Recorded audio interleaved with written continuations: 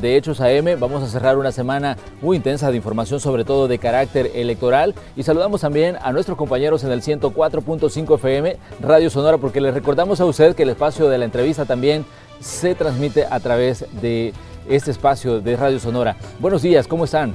Por supuesto, muy buenos días, Manuel, gusto saludarte en este viernes, ya viernes como si nada, concluimos semana en este viernes, específicamente 9 de marzo del año 2018, y estamos pendientes de todo lo que está pasando en el proceso de escrutinio final, y me imagino que ese tema vas a hablar con tus invitados, ¿no? Así es, yo creo que es momento de hacer tres lecturas, lo que pasa con los partidos mayoritarios, con lo que pasa también con el Tribunal Supremo Electoral y también la correlación de fuerzas que queda luego de este proceso electoral que ha vivido El Salvador. Y eso es lo que vamos a hacer justamente esta mañana, compañeros. Tenemos invitados analistas para que nos den un panorama, para que nos den una lectura de lo que ha dicho el electorado el 4 de marzo. Claro, bueno, vamos a quedarnos contigo entonces, Manuel. Así es, vamos ya de lleno al espacio de la entrevista de esta mañana. Les recordamos a usted que este espacio también lo transmitimos a través de la radio, ahí en el 104.5 FM, así que un saludo para todas las personas que seguramente están conduciendo y escuchándonos. Pero pongamos en contexto algunos elementos de lo que vamos a hablar esta mañana. La Asamblea Legislativa tendrá unos 29 rostros nuevos de acuerdo a los resultados del escrutinio preliminar de las elecciones del 4 de marzo. El resto son diputados que ya tuvieron experiencia en ese órgano de Estado, algunos de larga data. El escrutinio preliminar señala también una nueva correlación en las fuerzas. Arena quedaría con 37 diputados, el FMLN con 23. Gana, mientras tanto, logra mantener sus 11 curules. El PCN sube a 8. El PDC pasaría de 1 a 3 legisladores. Cambio Democrático retorna para el nuevo periodo con 1. Y a todos ellos se suma un diputado no partidario. El escrutinio completo confirma el dominio de la derecha en la próxima legislatura. Para partidos como Arena, estos resultados son una reafirmación de su fuerza al lograr mantener un caudal que supera los 800,000 votos. Su presidente ha dicho que deben asumir los resultados con responsabilidad, a la vez que mantiene un tono conciliador con el resto de fuerzas. Los resultados nos favorecen a nivel nacional, como partido político y como equipo que somos. Veredicto popular que recibimos con humildad y con el compromiso de responder a sus demandas. Lo hemos dicho, asumimos una enorme responsabilidad con estos resultados, la cual estamos comprometidos por cumplir a partir del 1 de mayo y bueno, por supuesto desde ya. Para el FMLN, mientras tanto, comienza una etapa más difícil. Algunos análisis dicen que la crisis ha llegado y que con los resultados obtenidos el domingo, el electorado los ha expulsado de la toma de grandes decisiones. Para voces dentro y fuera del partido es momento de dar paso a nuevos liderazgos. Dicen, es necesario escuchar el mensaje de los electores que les han dejado debilitados al no acudir a las urnas. Su dirigencia se ha limitado a decir que es un momento de entrar en una profunda reflexión interna. La participación electoral ha disminuido, pero el voto de Arena especialmente se mantuvo casi igual. Y al disminuir la participación y reducirse sensiblemente los resultados en favor de nuestro partido, esto significa que el ausentismo especialmente lo que expresa es que fue el votante que en otros procesos votó por el FMLN. Para las fuerzas mayoritarias hay un giro en el control de la Asamblea Legislativa y la distribución de los consejos municipales. Para Arena, una reafirmación de que mantiene su fuerza, y para el FMLN, la urgencia de renovarse y superar la caída. Sobre la mesa queda también el debate sobre el papel del Tribunal Supremo Electoral, luego de un fallo informático que dio un giro a los listados de diputados electos en San Salvador y La Libertad. Para el ente, fue un fallo mínimo. Para la empresa Smartmatic, un error que fue corregido, pero lo cierto es que entre los ciudadanos queda la duda y la desconfianza de si los resultados que están publicando son los reales. Esta mañana, en el espacio de la entrevista de Hechos AM, un análisis de los resultados electorales. Comenzamos. Saludamos a nuestros invitados esta mañana. En primer lugar, al doctor Jorge Martínez Menéndez. Doctor, bienvenido una vez más a este espacio en Canal 12. Bueno, muchas gracias y muy buenos días a todos. También está con nosotros Marlon Ansora, politólogo, y le damos la bienvenida por primera vez aquí a este espacio de Canal 12. Buenos días, Manuel, un gran gusto estar por primera vez aquí contigo. También está el licenciado Eduardo Escobar de Acción Ciudadana. Bienvenido, Eduardo. Buenos días, gracias por la invitación, un gusto. Bueno, comencemos hablando respecto a lo que ha pasado, sobre todo con el FMLN. Hemos escuchado en las últimas horas ya reacciones sobre esta situación que ocurrió pues, el domingo 4 de marzo. El partido en primera instancia dice vamos a entrar en una reflexión interna, pero ya han comenzado a surgir voces que piden una renuncia de la dirigencia. Lo escuchamos del comité asesor de Jacqueline Rivera, lo escuchamos a través de una carta dirigida a Medardo González por parte del director de Migración y Extranjería, que se identifica también como militante del FMLN, y ha comenzado, digamos, este proceso de ver cómo queda este partido luego de las elecciones. Doctor, ¿considera usted que la reacción del FMLN, es decir, vamos a entrar en un proceso de reflexión interna, es la reacción adecuada ante un panorama tan, digamos, complicado como el que surge de las elecciones? Bueno, me parece que sí, porque después de un exabrupto de un candidato que quiso culpar a la burocracia gubernamental del mal resultado de su partido, hemos visto ya la alta dirigencia del partido, otros miembros, incluso de los que vimos al inicio de este programa, que manifiestan que reconocen que hubo fallas de parte de ellos, reconocen que Arena, más o menos Arena mantuvo su voto duro, pero no aumentó votos, sino que incluso rebajó un poquito. Lo que se puede decir que aumentaron un poco de votos fueron los partidos pequeños, pero el golpe fuerte fue para el FMLN, que yo no creo tampoco que sea solo de este proceso electoral, porque desde el 2010, si ustedes recuerdan, que hicieron un recorte, que se crearon la figura del militante, que era el único con derecho a voz y voto, y como de 90,000 empadronados en el partido, lo redujeron a 30,000. Eso le provocó deserciones y ahí comenzaron los problemas. Ahí comenzaron los problemas para el partido. Problemas que se han ido acentuando y que ellos tienen que ver que no es solo de esta coyuntura política, sino que el problema tiene 7 años y medio o un poco más de 7 años, porque entiendo que fue allá por el mes de octubre del 2010 que sacaron a 60,000 miembros activos del partido. Hubo municipios, por ejemplo, que tenían 1,300 militantes y dejaron 250. O sea, de que esto es una cuestión que se vino trabajando en las bases desde hace algún tiempo y no solo es ahorita, pero tienen que entender también, y aquí voy a hablar del chafoísmo. Yo fui compañero de Tomás Chafoya. Él fundó un movimiento estudiantil ahí en la Facultad de Derecho en aquella época, y él tenía expresiones célebres, y una de ellas es: todo lo que sube baja. Y así ha pasado. Aquí hemos tenido partidos grandes como el PCN, que ganó 4 elecciones presidenciales, pues creo que 2 en buena lid, las 2 primeras, y 2 las finales ya con mano turbia, ¿no? A pesar de que el tercer presidente del PCN fue un excelente presidente, que construyó una cantidad de obras y no anduvo endeudando el país tanto, o sea que entonces quizás no se robaban, pero ahí tenemos el PCN, un partido pequeño, el PDC, que fue también un partido grande, hoy es un partido pequeño, pues que ahora se dan el gusto de triplicar el número de diputados, ¿no?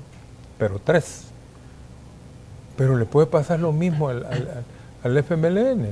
Muy bien, hay reacciones de parte de Medardo Gonzalo, de hecho él hacía un análisis a través de la radio ayer, a través de Radio Maya Visión, y hablaba de los factores externos que llevaron a los resultados del FMLN. Él acusaba a la Sala de lo Constitucional, acusaba específicamente a la sección de probidad, acusaba a la Fiscalía General de la República y hablaba del bloqueo sistemático de Arena. Pero ¿es esta la reacción que estarían esperando, Marlon, los militantes del FMLN? Porque las cartas que hemos leído, por ejemplo, la que hace pública el director de Migración, él dice que es urgente que se nombre a nuevas autoridades responsabilidades. Habla de que se transparente el proceso de selección de los candidatos a la presidencia y la vicepresidencia, pero ¿está, digamos, la dirigencia del FMLN consciente de lo que le está pidiendo los diferentes sectores que lo conforman?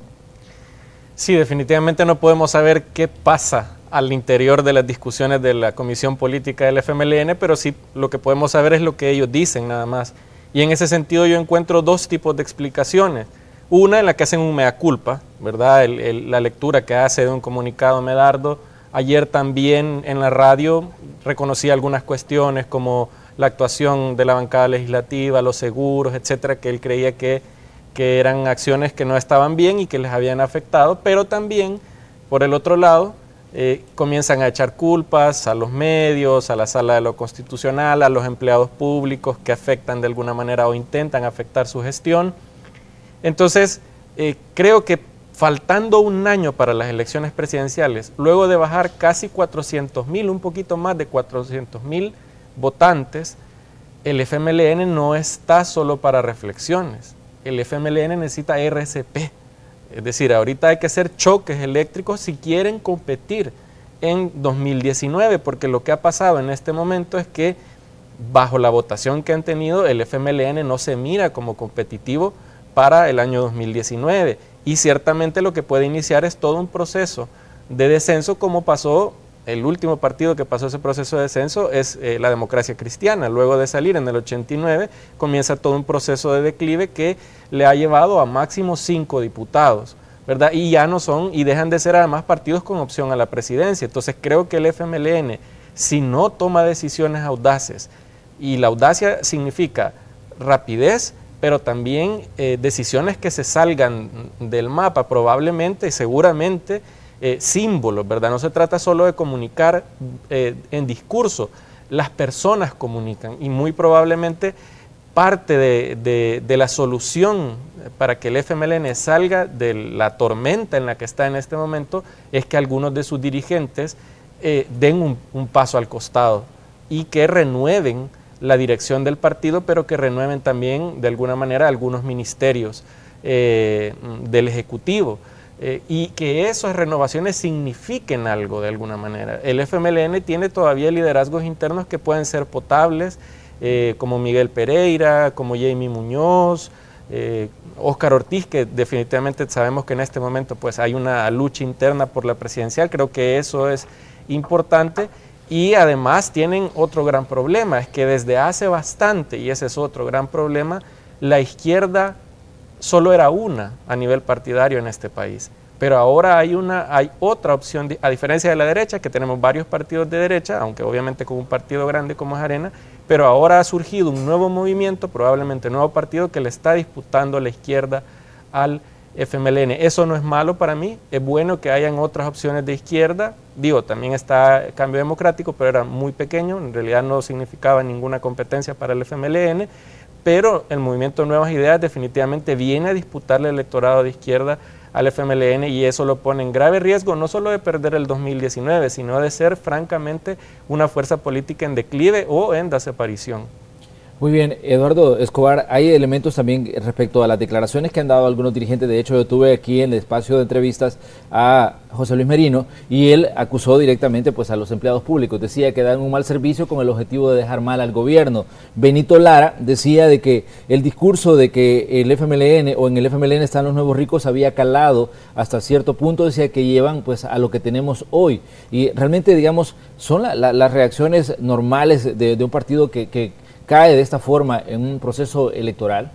Bueno, obviamente al tener una derrota de este tamaño, se tiene que buscar responsables, se tiene que tratar de descargar la responsabilidad en alguien más, precisamente porque esta cúpula del FMLN, que hay que decirlo, ha sido exitosa porque ha puesto 2 presidentes de la República, o sea, ha llevado el partido adelante para ganar 2 presidencias y salir adelante en la elección legislativa, pero obviamente, por lo que estamos escuchando, hay de alguna otra manera una intención de aferrarse a los cargos, de mantenerse, de no renovar el partido a nivel de dirección. Entonces van a buscar a quién echarle la culpa. Creo yo de que tendrían que ver ellos, el FMLN, y esto creo que tiene que ser de interés del país, no solo es de interés del FMLN, pero el tema de lo que vivimos todos los salvadoreños día a día, el tema de la inseguridad, el tema del costo de la vida, que no son cosas que por el FMLN están aclarando. O sea, esta es una situación crónica que ha vivido este país después de los acuerdos de paz, que ha ido obviamente progresando, ha sido una bola de nieve que comenzó en los gobiernos de Arena, se desarrolló y ahora pues obviamente es algo ya inmanejable para cualquier gobierno, el tema de la inseguridad, por ejemplo.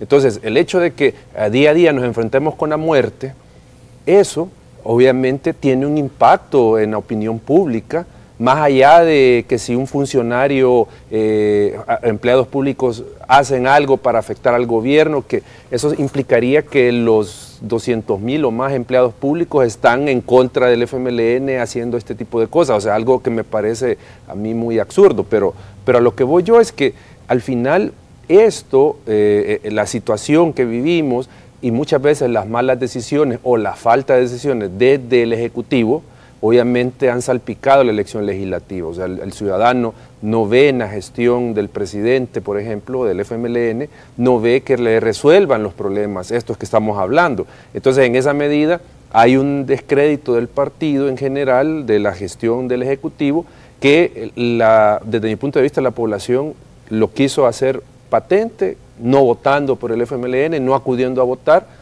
y dándole pues mayoría, en este caso a la derecha. Eso es lo que yo valoraría sobre esta situación. Hay un elemento importante y es que tanta responsabilidad tiene el presidente de la República en lo que ha pasado, porque de hecho Miguel Pereira daba declaraciones y decía que se tendría que haber renovado el gabinete y que no se había hecho, porque eso era una parte de las prioridades. Es que son las malas decisiones que se han tomado, por ejemplo, en tema de seguridad. O sea, yo no es que quiera minimizar esto, pero obviamente para tener un combate frontal al tema de las pandillas hay que tomar control territorial de los municipios, por ejemplo. Yo no he visto eso.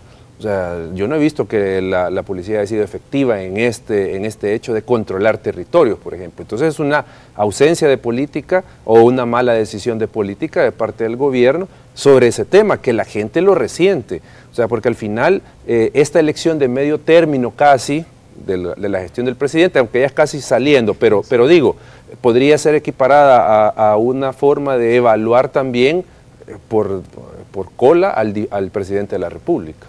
Ahora bien, en muchos casos se ha cuestionado la ausencia del presidente en muchos temas y de hecho también esto se ha señalado a través de diferentes sondeos de opinión y hemos visto cómo ha ido bajando la calificación a lo largo de la gestión del presidente Sánchez Serén, al grado que ha obtenido una de las calificaciones más bajas. Pero, ¿qué responsabilidad, doctor, tendría que asumir el presidente de la República en determinado momento? Porque de hecho lo vemos que aparece esporádicamente y en actividades en las que parece que se le está protegiendo mucho para que no tenga, digamos, un contacto directo con el ciudadano.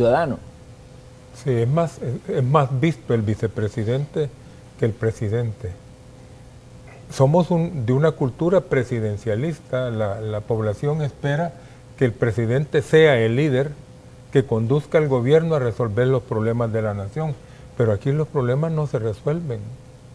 Y aquí lo único que escucha uno es un discurso feo de que necesitamos, bueno, para enfrentar los problemas de la delincuencia, crean un enorme consejo de seguridad, de gente que de seguridad no sabe nada, y que de entrada aprueban un presupuesto que no se iba a disponer nunca, ese presupuesto, de más de 2.000 millones de dólares para...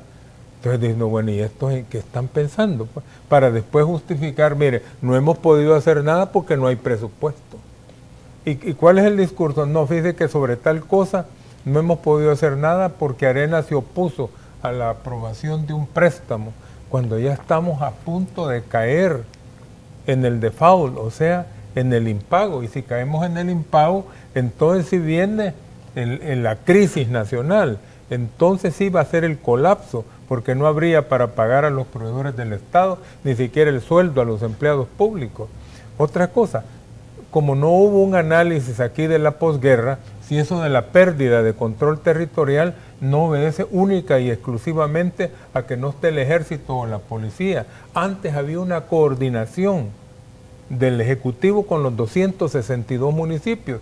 Hubo cosas tales como la aprobación de la Constitución en el 83, que desvinculó a las alcaldías del Ejecutivo, que el Ejecutivo tenía una unidad técnica a través del Ministerio del Interior que les daba asesoría y guianza a los municipios. Perdió ese ascendente el Ejecutivo. Y además de eso, se suponía que la institución que iba a cumplir el rol de esa unidad técnica del Ministerio del Interior era el ISDEM. Pero resulta que el ISDEM se creó hasta en el 86. Y el ISDEM no contrató a ninguno de los técnicos expertos que ya conocían cómo se hacían las cosas, o como dicen el know-how, no contrató a ninguno. Y ahí tenemos ahora el ISDEM, que es el testigo del deterioro municipal y no la institución de desarrollo municipal que hace agenda conjunta con el RNPN y que nada más le dan la plata a los municipios y no se dan cuenta si el fondo se usa para desarrollo o para qué. Tiene que analizarse todo esto y no solo ver tampoco como inicialmente el Frente creía de que todos los delincuentes eran víctimas de la guerra y había que tratarlos como pacientes con algodoncito. No, es que la policía no puede renunciar a su labor, que es disuasiva y represiva. Otras instituciones del Estado tienen que actuar. Pero ¿a quién se le ha ocurrido reformar el Estado? Mire una cosa, antes siempre habían 262 municipios, pero 37 municipios eran jefaturas de distrito. O sea que había una organización para que llegara el Estado. También los gobernadores tenían un rol activo, que ya no lo tienen. Ahora los gobernadores son funcionarios del partido de gobierno, no del gobierno. Los gobernadores sí tenían un rol muy activo, que después dijeron, no, hay que quitar los gobernadores y poner el CDA, el Consejo Departamental de Alcaldes, que tampoco ha funcionado. Entonces tenemos instituciones del Estado que no funcionan desde hace años, pero nadie dice, mire, hay que resolverla. Yo personalmente he presentado desde épocas en que Ciro Cruz Cepeda era presidente de la Asamblea, documentos con perfiles de proyectos gratuitos o sea, sin honorarios de mi parte, pues para que hicieran alguna cosa que remendaran los problemas que tiene el Estado. Pero la impresión es, y aquí viene una cosa, quizás en una cosa tiene razón José Luis Merino, el poder de la burocracia es mayor que el poder de los partidos, incluso que el que esté en el gobierno. Una vez me decía un presidente, bueno, me decía, yo voy a enfrentarme, dice, la gran oposición política de aquí del país. Y le digo, no, esa no es la oposición. Usted no va a terminar de elegir ni 300 nuevos funcionarios en su gobierno, pero se va a enfrentar a 125,000 empleados públicos. Y quiero decir una cosa al FMLN, no sé si al final del periodo van a ser más de 50,000 nuevos empleados públicos que va a tener el gobierno, puestos por el FMLN, pero esos, a estas alturas, que es ya con un año, dejan de pensar como FMLNistas y piensan ya como burócratas. Y ahí se ponen de acuerdo los que dejó Arena, los que dejó el PCN, los que dejó la Democracia Cristiana, que todavía están ahí. Que ya están jubilados y que siguen trabajando. Sí, en un país donde hay unos índices de desempleo tremendos, no, en el pasado no, si había un jubilado importante para ocupar un cargo público, renunciaba temporalmente a la jubilación para incorporarse y ganar el sueldo del Estado. Aquí tenemos más de como 35,000 abogados y la Corte está llena de magistrados y jueces que tienen edades ya muy avanzadas. Muy avanzadas. Hay otro punto en el que me gustaría que profundizáramos y es la situación con qué tanto se complica, por ejemplo, para el último año de gobierno de Salvador Sánchez Serén, esta nueva correlación de fuerzas y este debilitamiento del FMLN como fracción. Porque en 2009 logra su máximo de 35 diputados y hoy cae a 22 y se hace la excepción de que posiblemente tenga un número 23. Pero ¿qué tan complicado puede ser para una administración como la del profesor Salvador Sánchez Serén en este último año de gobierno, Marlon? Sí, es sumamente complicado porque además no solo está viendo la salida de su gobierno, sino que la salida de su gobierno, además con un partido complicado en la competencia electoral. Es decir, de alguna manera creo que en este año el presidente buscaría hacer lo mejor que se pudiese, pero con una asamblea en la que no tiene mayoría calificada, pues los préstamos y otro montón de cuestiones pueden ser bloqueados, ¿verdad? O simple y llanamente no van a ser como él quiera. Es probable que llegue a una mayoría simple, es decir, si la alianza gana, FMLN se mantiene, tiene una mayoría simple, pero definitivamente para la mayoría calificada tiene que pasar por la negociación con Arena. Creo que para el país esto sería bueno, en el sentido de que se obligue al presidente y a Arena también, a la bancada de Arena, a tomar decisiones responsables mientras se hace esa transición de gobiernos, cualquiera que fuese el presidente que resultara electo, y que de alguna manera eligiéramos un presupuesto pensando en esa transición que a veces, pues por los ánimos electorales, lo que hacen los partidos que tienen la llave en la Asamblea Legislativa es de alguna manera boicotear o retrasar, sobre todo, lastimosamente, la aprobación de préstamos, porque este país depende de los préstamos para financiar sus políticas públicas mayoritariamente. Si nosotros no tuviésemos esa gran deuda, pues creo que probablemente el presupuesto podría correr con los recursos internos, entonces no se necesitarían esa mayoría calificada que se necesita precisamente para los préstamos. Pero volviendo antes a la pregunta que hacía de la responsabilidad del presidente, antes que de la responsabilidad del presidente precisamente en la derrota del partido, pues definitivamente este presidente, como ningún otro, sabemos que es una persona que ha sido líder del partido. Él representa al FMLN, y así mismo lo planteaba el FMLN con respecto a Mauricio Funes, y se decía, bueno, Mauricio Funes es más bien un outsider, una persona de izquierda, pero no es una persona del partido. En ese sentido, hoy sí tenemos, y la gente está evaluando a un miembro del FMLN, insigne, firmante de los acuerdos de paz, comandante guerrillero, etcétera.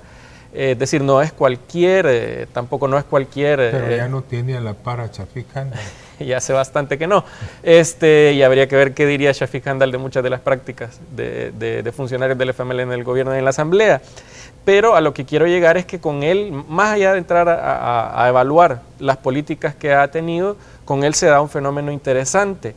Cuando uno revisa las encuestas de los presidentes de la República y de los gobiernos, uno se da cuenta que la gente tiende a evaluar diferente la gestión de gobierno de la imagen del presidente. Por ejemplo, si uno revisa las encuestas de la época de Tony Saca o de Mauricio Funes, la evaluación del gobierno, de la gestión de gobierno, no era tan favorable. Pero si uno comparaba con la evaluación de la imagen presidencial, las imágenes presidenciales, tanto de Tony Saca como la de Mauricio Funes, fueron sumamente altas. Terminaron sus gestiones siendo sumamente altas.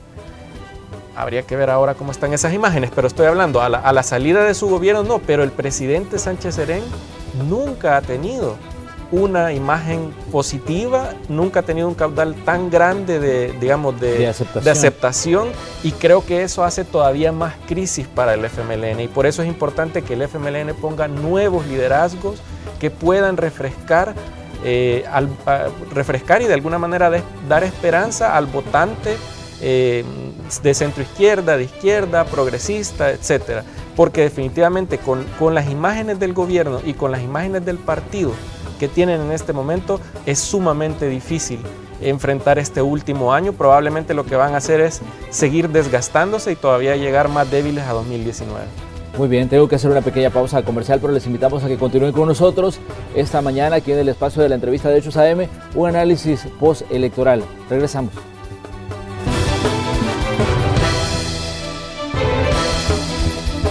Estamos hablando de los resultados de las elecciones del 4 de marzo. Tenemos como invitado al doctor Jorge Martínez Menéndez, es reconocido analista. También está con nosotros Marlon Ansora, politólogo, y también está el licenciado Eduardo Escobar, de Acción Ciudadana. Eduardo, ¿qué tan complicado puede ser, por ejemplo, para el FMLN el proceso interno de buscar a un candidato, considerando que ya habían emitido criterio parte de la dirigencia al decir que Gerson Martínez era pues su carta ganadora, y esto afectando a otros aspirantes que había dentro del partido? O sea, ¿qué tan complicado puede ser hoy con el resultado que se ha obtenido el 4 de marzo?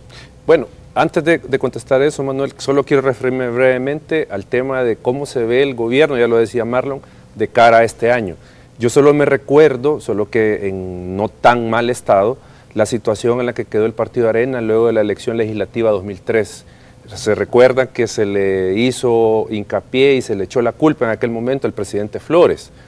Entonces luego vinieron ciertas políticas en materia de seguridad que obviamente no fueron adecuadas, pero con eso trataron de salvar un poco el barco, ¿verdad?, que estaba mal, porque en aquel momento el Partido Arena perdió la llave de la mayoría calificada, el Partido FMLN se perfilaba bien para la presidencial, y obviamente ya sabemos lo que pasó, pero digo, el partido quedó complicado. Entonces yo veo algo similar ahora, solo que todavía peor, ¿verdad? El caso del FMLN, que va para la presidencial en menos de un año, con una derrota electoral muy abultada, que obviamente significa un desafío para el partido si está pensando en llegar de nuevo a la presidencia, y obviamente se le complica la gestión porque va a tener una asamblea legislativa que no es favorable.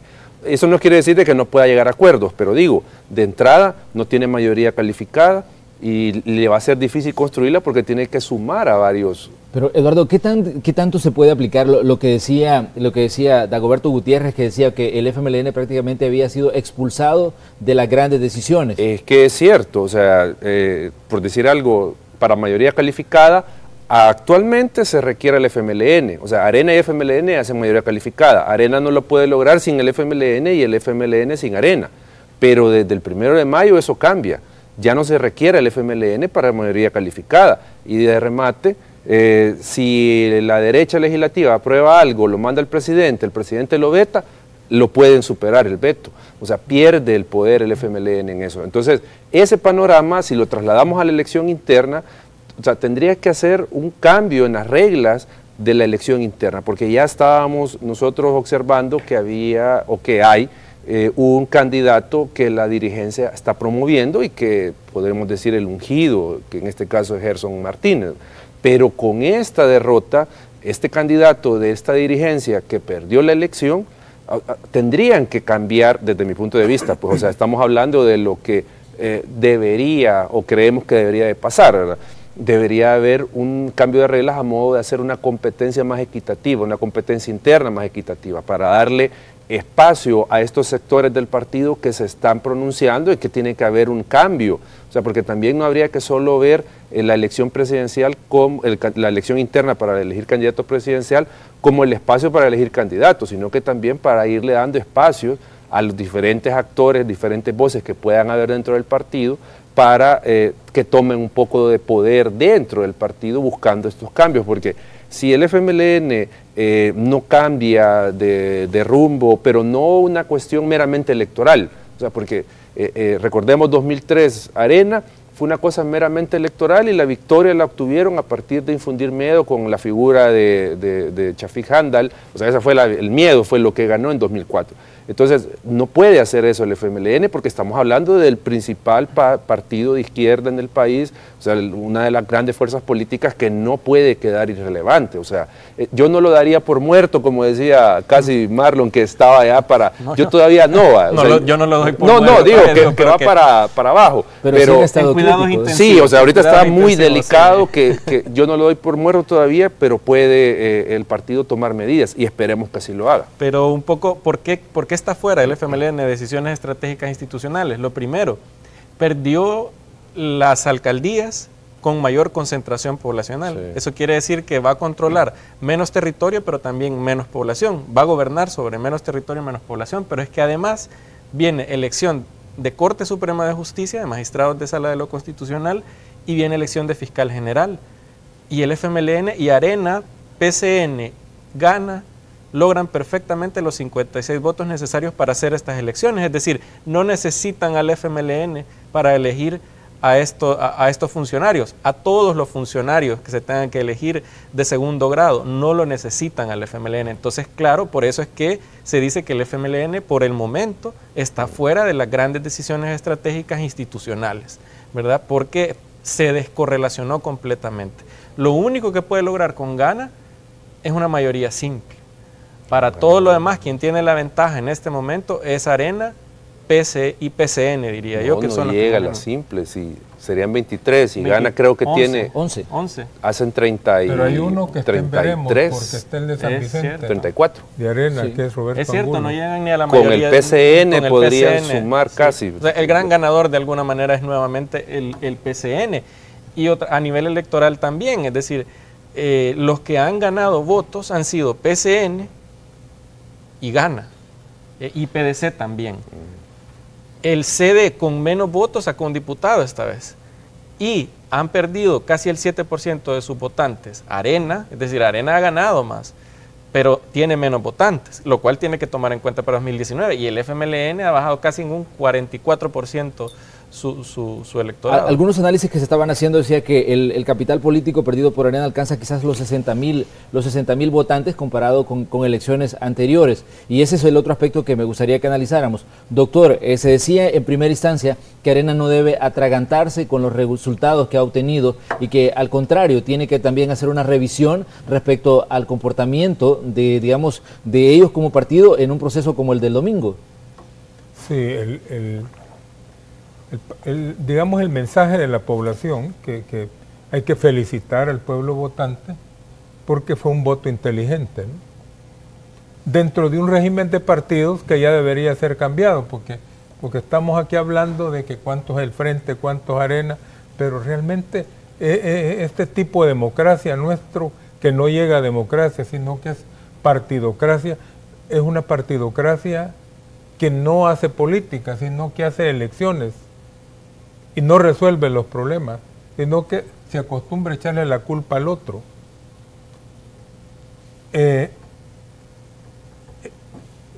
Quiero referirme también a ese tratamiento en UCI que usted mencionó para el partido FMLN. Y resulta que le faltan lesiones y que pueden ser más graves. Es un año, un plazo bien corto. Pero ahora hay voces disonantes de liderazgo dentro del partido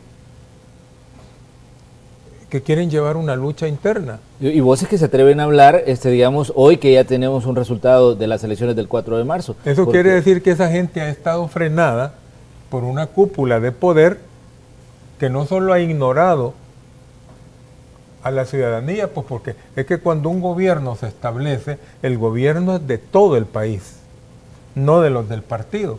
Y aquí da la impresión de que el Frente se convirtió en el partido para los militantes del FMLN y no para el país. Se evitó el contacto con otras personas que no son militantes del partido ni miembros del partido, pero que de alguna manera hay personas que quieren dar su aporte por el bien del país, pues. Se aisló completamente.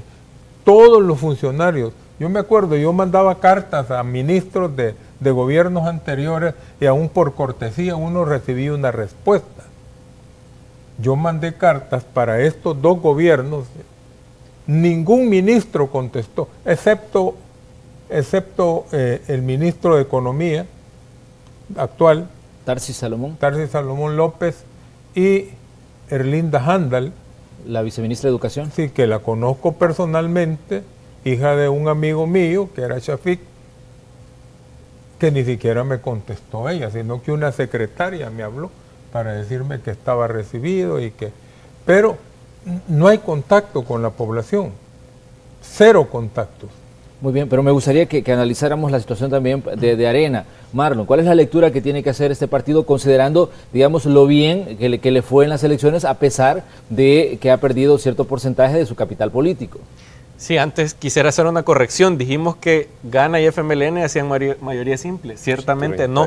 Ni siquiera la mayoría simple logra el FMLN con Gana. Necesita el PCE y PDC o CD.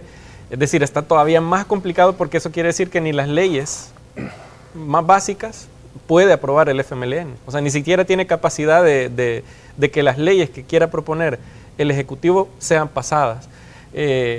O bueno, puede ser, pero tiene que ser un gran esfuerzo de negociación, un amplio esfuerzo de negociación, lo cual no es totalmente negativo, porque a veces estamos demasiado acostumbrados a la aritmética. Eso probablemente haga haya mayor concertación y por lo tanto las leyes expresen un poco de mayores intereses nacionales.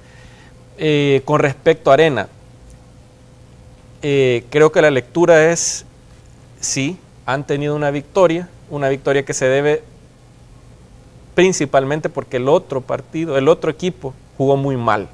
Más que porque estén jugando muy bien, es porque el otro partido jugó bastante mal. Ganó por default, seguro. Así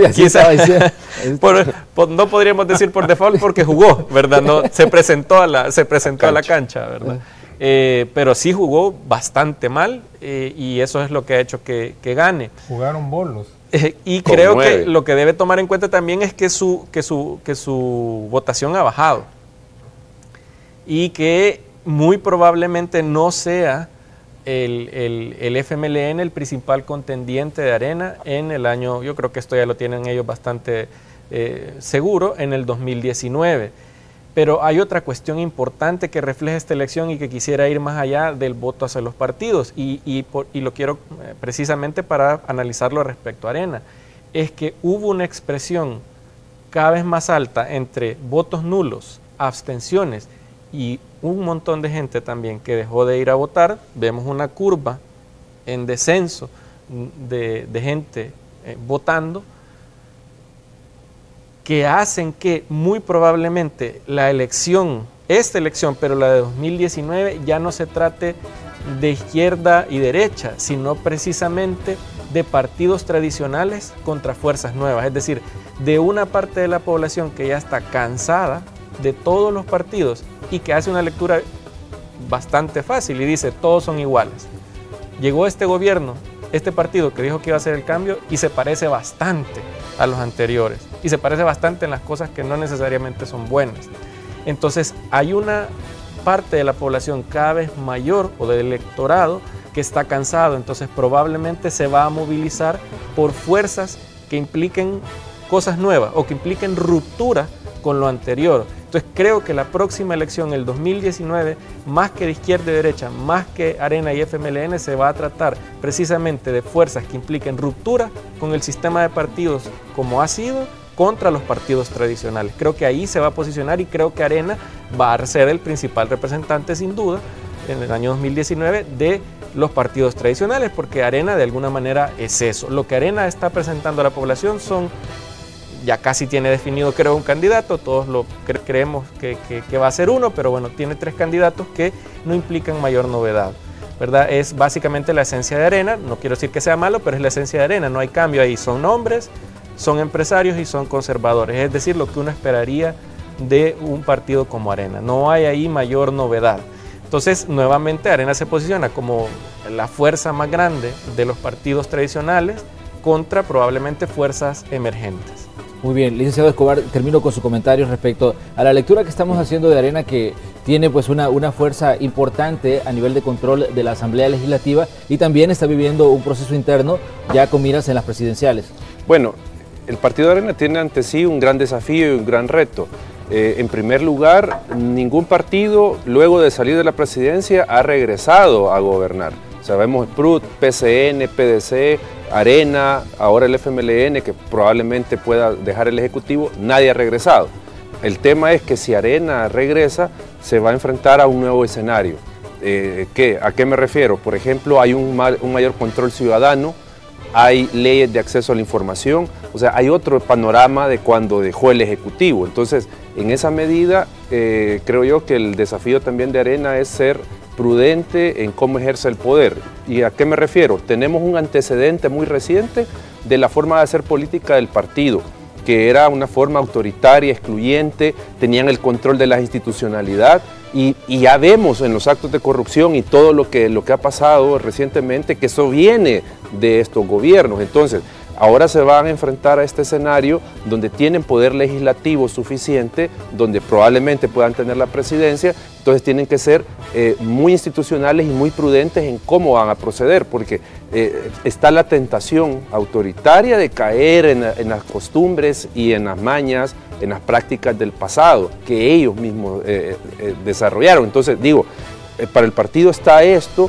¿cómo van a hacer? Y la primera prueba es la elección de magistrados de Corte Suprema de Justicia, que que ahí el partido tiene que demostrar eso que decía y que le cuestionaba al FMLN, que el FMLN quiere apoderarse de la Sala de lo Constitucional. Entonces igual se lo vamos a aplicar al partido Arena, que tiene que elegir a magistrados a partir de la idoneidad, no porque puedan ser representantes de sus intereses.